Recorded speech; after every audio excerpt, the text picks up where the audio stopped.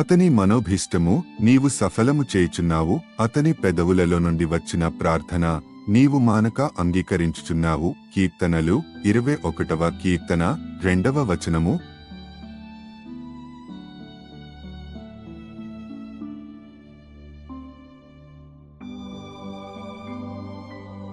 అతని మనోభీష్టము నీవు సఫలము చేయుచున్నావు. అతని పెదవులలో నుండి వచ్చిన ప్రార్థన నీవు మానక అంగీకరించుచున్నావు. కీర్తనలు 21వ కీర్తన 2వ వచనము.